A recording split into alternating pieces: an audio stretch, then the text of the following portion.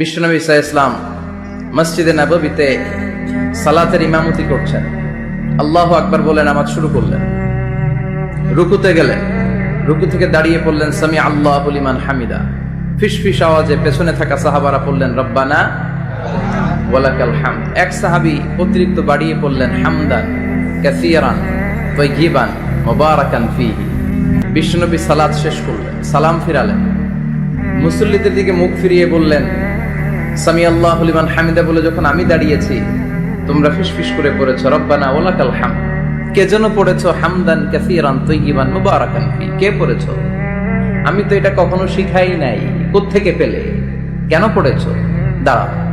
পরে এক সাহাবী হাত তুলে দাঁড়িয়ে বললেন ইয়া রাসূলুল্লাহ আমি পড়েছি। বিষ্ণু বললেন কেন পড়েছো? আমি তো এটা শিখাই নাই।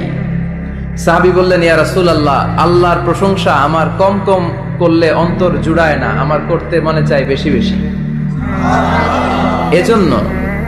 এজন্য আমি নিজ থেকে এটা বানিয়ে বাড়িয়ে মিলিয়ে পড়ে দিয়েছি। বিষ্ণু বললেন ভয় নাই, চিন্তা নাই, টেনশনের কোনো কারণ নাই, কারণ আমি সালাতে থাকা অবস্থায় দেখেছি তোমার এই অতিরিক্ত 4টা তাসবির সওয়াবটা বিদউ ওয়া 30 মালায়েকা, 30-এরও বেশি ফেরেশতা কে কার আগে এই সওয়াবটা আল্লাহর আরশে পৌঁছে দিবে এ নিয়ে আকাশে প্রতিযোগিতা চলছিল।